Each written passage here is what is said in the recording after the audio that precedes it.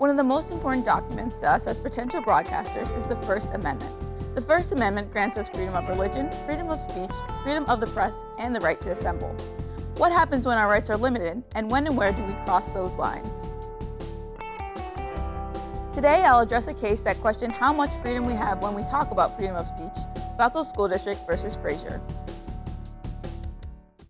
In the 1980s, Matthew Frazier, a high school student and a minor, made a supportive speech about one of his fellow students who was running for student office.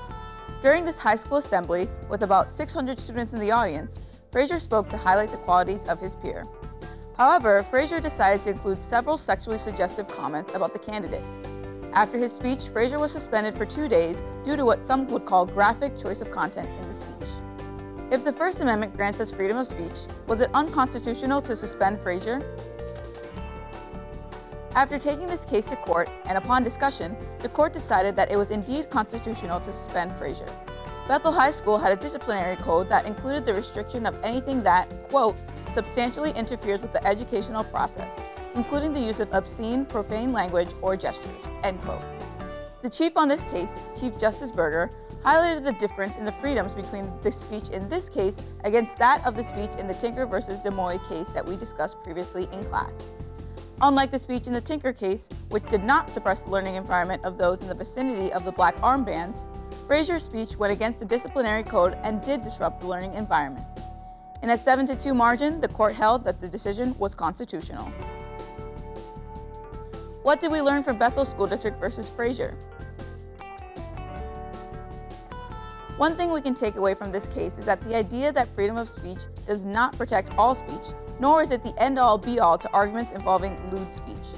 We also learned that when restrictions are placed on student speech in schools, there has to be substantial reasoning for it. In this case, we learned that sexually suggestive or lewd comments have the right to be restricted due to the fact that they can restrict the fluidity of the learning environment. What does this case have to do with our communication? Frazier's way of communication was what started this debate in the first place. Because of his choice of inappropriate speech, he was ultimately suspended. This is something important to students everywhere, because although we are granted the right to free speech from the First Amendment, we do not have the right to speak recklessly or inappropriately. We must, as future journalists and broadcasters, always think about what we say before we say it.